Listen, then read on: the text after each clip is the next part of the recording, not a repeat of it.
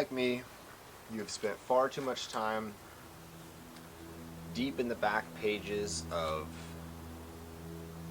manufacturers' websites studying different product descriptions and specifications for thermal optics, trying to decide which one is the best for you. And while I may not necessarily be able to answer that question for you, I would like to help shed some light on the very mysterious world that is thermal.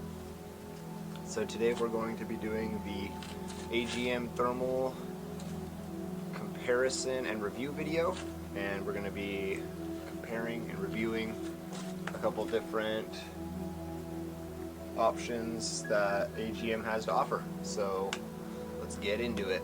But before we get too far, I want to give a huge shout out to AGM for sponsoring this video. We could not have done it without them. They gave me a couple products to manhandle, and that's what I did. And now I'm basically just going to give you my opinion on them, straightforward. Go check out AGM. If you are interested in thermal or night vision, they have what you need. They have a long-standing and reliable reputation. They've been around forever and they will not let you down. Now, let's get into the meat of it. Now, choosing between a weapon-mounted or a handheld thermal optic is going to depend on your specific needs, and you're going to want to just honestly take a step back, ask yourself, what do I need thermal for?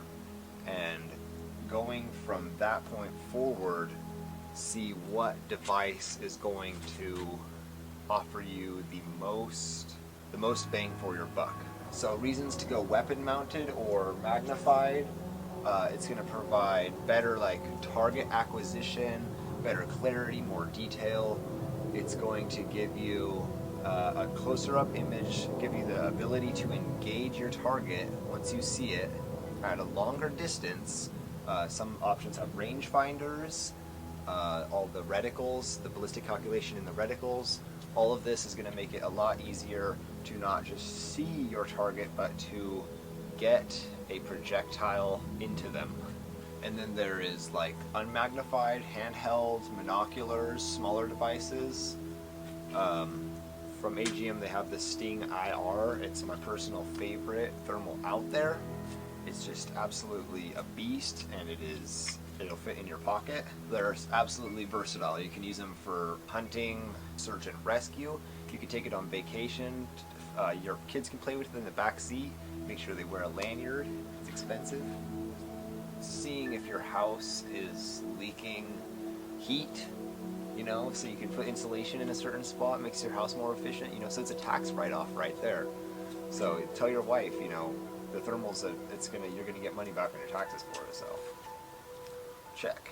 You can use it for tactical applications, observation, surveillance, or you can mount it in front of an LPVO and utilize it as a clip-on. Use it for hunting, engaging a target, shooting. The quick detach option is my personal favorite. You want to be able to take that thing off your gun or put it back on. You don't want it to always be on there if it is a clip-on. Otherwise, it's just dead weight during the day, and it's going to get knocked around. The 1X is better for observation. You're going to have a broader field of view, easier portability. It's going to be easier to hold that thing up and look around without having to tote that rifle or be behind the rifle on the tripod. Way easier to find and acquire a target or an enemy when you're hunting or into shit.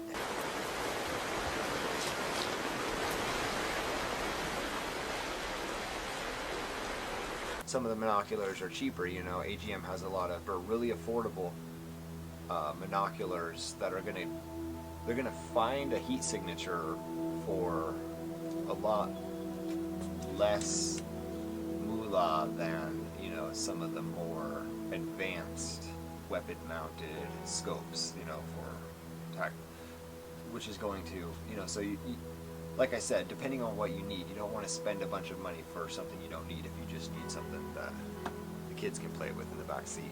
So really study, really consider what you're going to be using it for, I guess. The monocular is great for scanning, but the scope, the magnified scope, you know, the binocular is not going to give you as much detail at a distance. In the best case scenario, you want both. You honestly want both. You want the 1X around your neck. I know you hate me for this, but you want a spotter and a scope. Spotter to see, scope to engage, just like the sniper spotter system in the military, except it's just you with the two optics. Ultimately, it depends on your intended use, your requirements, your budget, and your taste, I guess. Alright, let's get into AGM specific optics that I have here today that we're going to look at up close and really break down and compare and review. First up, we have the the Varmint LRF 50 640 version.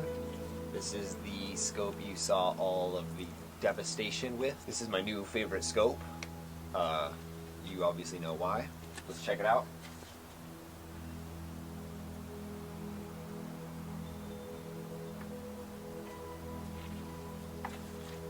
I always used to spray paint stuff, but I started wrapping it, not only because I guess it's easier to clean off, and it kind of does, it looks a little bit cooler, so. I still rattle can things, but you have to admit the relv. So the AGM Varmint LRF 50, this is 640 resolution. 640 resolution is going to give you a lot more detail.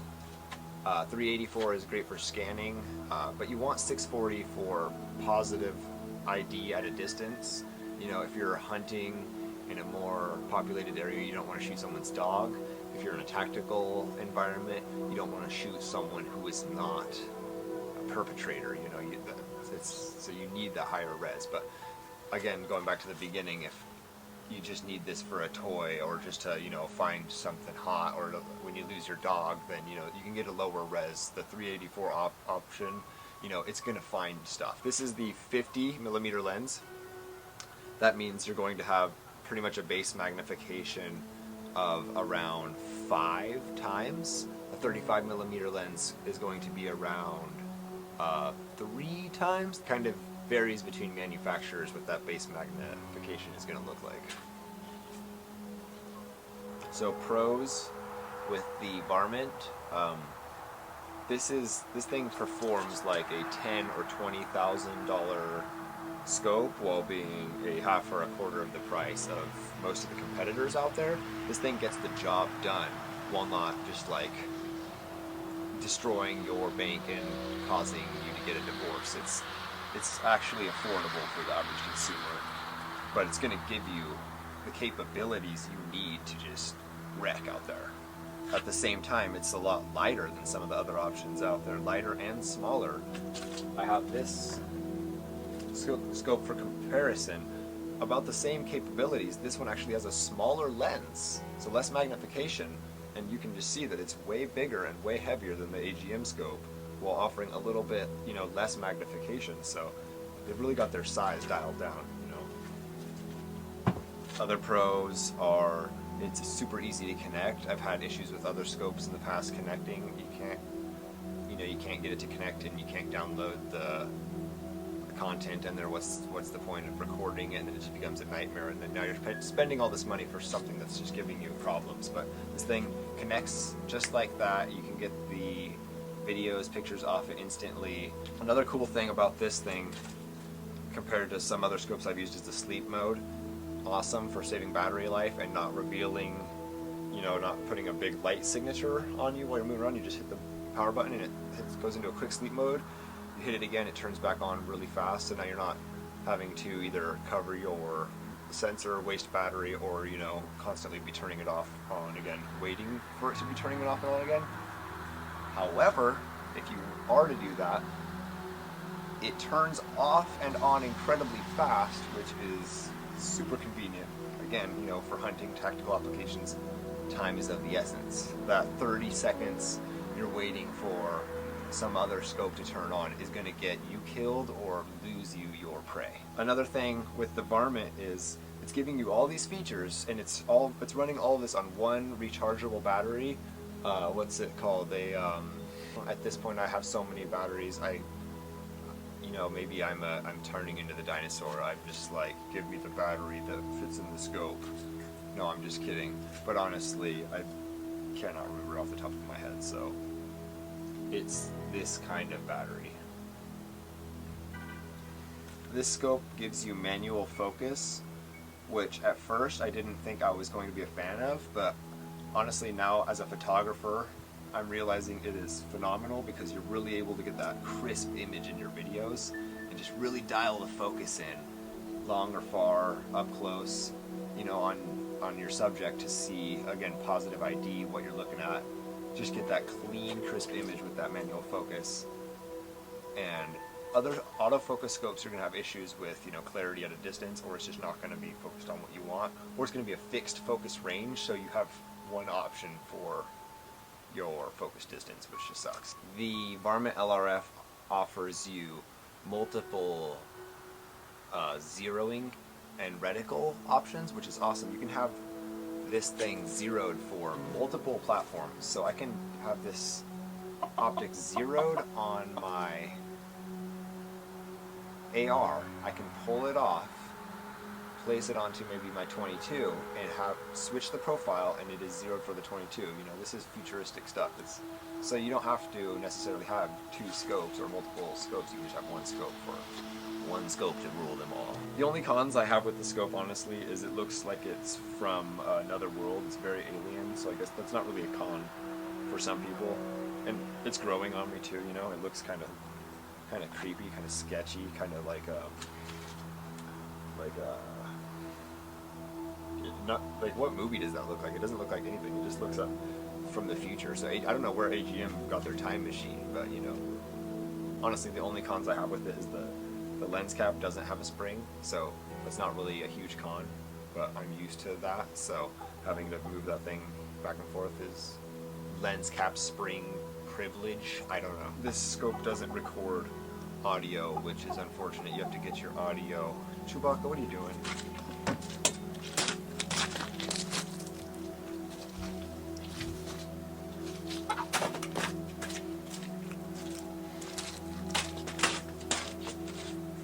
Chewbacca the chicken, I guess he wanted to say hi, so Chewbacca. Where was I? Oh, cons. Not really any at all. Most of this stuff is just preference, so the only con I have with this thing is it doesn't record audio unless you connect it to the app. Not a big deal. You can also record audio with your phone, splice it in later, but their new scopes do record audio, so looking forward to that. But so not a big deal, honestly. So you're getting a bunch of awesome features for a great price with the Varmint, with not a really whole lot to complain about. It's light, it's small, it's competitively priced, it performs well, it has all the features you need, nothing you don't. So all in all, Varmint LRF, epic optic, performer, 100% recommend. You will not be disappointed. This thing gets the job done. Next we have the StingIR 640. This is my all-time favorite thermal. I recommend just throwing this thing on a lanyard. A lot of people run them helmet mounted or on the gun. This thing on a lanyard and you become unstoppable. At any moment you can just flip it on and see anything, anywhere. It's like the Eye of Sauron in the palm of your hand. It is incredibly valuable in the modern world. So my new favorite, AGM StingIR. I like the 640, again, I like the higher resolution. I'm a photographer, I like crisp images, but the 384 gets the job done if you just need to find something hot. This thing is tiny, it's fast, it's light, it doesn't add any weight to your kit, whereas it's going to increase your performance and your capabilities without, you know, dragging you down. You can throw these on a helmet in front of your eye and it's more stable. You can walk around with it, you can navigate with it, and it picks up a lot of detail, so it is possible. I prefer to have it around my neck as a spotter. I run nods. thermal as a spotter. A lot of people are doing hybrid too, so you could go PBS 14 and StingIR, and now you're an alien. Or you can run this thing on your rifle in front of your scope, and now you can turn your analog scope into a thermal optic. You can run it on offset mount, so you can flip it out of the way. The options are endless with this thing, so check it out, AGM StingIR. Tiny, it doesn't break the bank. There's not a lag. I'm not experiencing a lag with the AGM optics. I've used iRay optics before, and I do feel like they're, you know, if you're a gamer, you don't want to be in the past when milliseconds count. So, you know, you don't want there to be a lag. You want to see how things are. Not to mention that little bit of a time delay in your image. It kind of starts to make you sick, especially if you're navigating. It doesn't feel good to see. So, fast sensors in the AGM devices.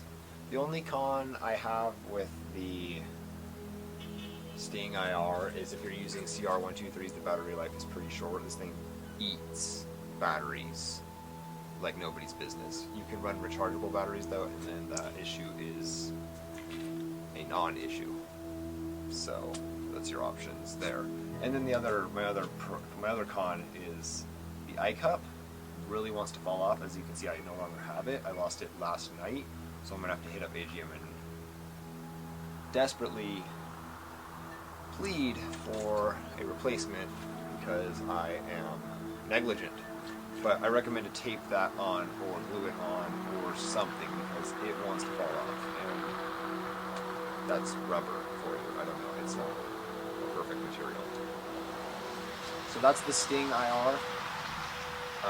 Like I said, absolutely recommend. My favorite thermal right here. It's a dual. Final optic I have from AGM is the Rattler. The 35mm lens gives you a good amount of magnification, so you're going to get a decent amount of detail, but it's not too magnified, so you can still scan decently with a 35mm lens. Whereas a 50mm or 55mm, you're going to get pretty constricted, and you know, scanning with that, you're going to have kind of tunnel vision. You're going to miss a lot. You want a wider field of view for scanning, so the 35 is good for that. Again, going back to the 1x for scanning. Or a 35 is a good dual, or a 1x and a 50. The Rattler is small. It's going to give you your best bang for your buck. Everything you need, nothing you don't. It's going to basically give you what you need in a thermal for the smallest price and the smallest footprint, while still giving you a weapon-mounted recording thermal scope or handheld monocular, or you know, whatever you need it for. I like the rangefinder in the Varmint. You know, the Rattler doesn't have that, so if that's something you're looking for, you need to consider that. Not a make it or break it detail, but it's nice to be able to, you know the exact distance of your target before you pull the trigger, especially if you have one shot opportunity. The Rattler is a great budget optic. For $384, you know, you can get your foot in the door on a thermal do anything device for, you know, the price of a cheap rifle. Whereas the Varmint or the Sting, you're spending a little bit more, but you get more, basically. You gotta pay to play. My closing details, some things I want to throw out there are I believe you have to have a 1x spotter if you're a hunter. I highly recommend having a 1x device, a non-magnified small device for scanning your environment for hunting, or a real-world conflict. With the unmagnified handheld device, you're going to be able to scan your entire environment quickly without lugging your rifle around or breaking some big bulky scope out or being glued to the cheek weld. You know, this thing, it's going to be fast. You can walk with it, you can drive with it. I rated in my motorcycle while using it. Try that at home. Something to consider for what kind of thermal device you want to get is like, what's your hunting area like, or what is your operating area like? If you have a super dense forest or urban environment, maybe a magnified or a long-range device isn't for you. Maybe you just need the StingIR, a smaller 1x unmagnified optic for those close quarter engagements. Whereas if you live somewhere on a lake or out on the prairie or in the desert, you know, you want something that you can really reach out and see some detail, reach out and touch your target, consider where you're going to be using it. Another thing I want to point out is I have a riser. I like to run a riser to make sure you don't have to put your head down so you can retain a better field of view, better observation, heads up for scanning your environment, and less fatigue on your neck. You know, neck pain is real, so this allows you to bring the rifle up to your eye, not your eye down to the rifle. So risers are real. Another thing you want to consider is batteries. What kind of batteries do you have available to you? What kind of batteries do you want to use? How much money do you have for batteries? What's your budget? Do you want rechargeable? Do you want to use CR123s? Are you going to be overseas? This is not supposed to rhyme, but it does. So what kind of batteries do you want to use? Some big fatties and have a long battery life? Do you want to be able to recharge your batteries to save some cash? Do not care, each can burn through batteries, so just consider that before you pick your optic. But with AGM, they're all rugged and they're decently affordable. You're getting a good bang for your buck, so you don't have to worry about that. You're not going to go wrong with any of their thermal devices, or their night vision for that matter, so you don't have to worry about that. It's just basically on your preference. That's what it comes down to. I like to think about the use case as like professional versus consumer grade, maybe. Do you need a professional grade laser rangefinder, magnified, advanced scope for knocking down coyotes to win the statewide championship or to win your local revolution? Or do you need, a consumer grade Jurassic Park throw in the back seat for the tourist attraction so they can find the animals? Do not support China. Go with AGM because you are supporting a long-standing American company. You're putting money into the American economy. You're not supporting China and its communist regime and its future conquering of our democracy. So it's something to consider. Long story short though, why do you want thermal? What do you need it for? All the AGM stuff comes with batteries, chargers, these nice Pelican-like hard cases for storage and travel, manuals, cables, everything you need. You're not going to be like missing something. StingIR comes with almost too much stuff. Like I didn't even know what. I had to look in the manual and start to study it. It was like a whole learning curve. It comes with helmet mounts and rifle mounts, and it's awesome. In conclusion, you can't go wrong with AGM. Their scopes, the Rattler, the Varmint, the StingIR, their other handhelds and weapon-mounted stuff. It's all good. You just have to really consider what you need it for. So just like get a notebook out and just take some notes. And my dad always said, if you want it, wait a year and then buy it. So if you've waited a year, go for it. But otherwise, he also said if you want it really bad, you get it really bad. So don't just jump into something without studying. So I'm gonna just quote my dad twice in 30 seconds right there. For future stuff, AGM's coming out with some awesome new optics. Some of their new stuff has audio recording, other stuff has built-in rangefinders, more rugged stuff. Look at their new optics coming out. I'm really excited to get my hands on them. Hopefully their new stuff coming out is basically leading the curve on the market. AGM is doing their homework when it comes to thermal, and that is important because you don't want to just blow your money and you don't want to get sold by a salesman on a gimmick product that's not going to perform. AGM is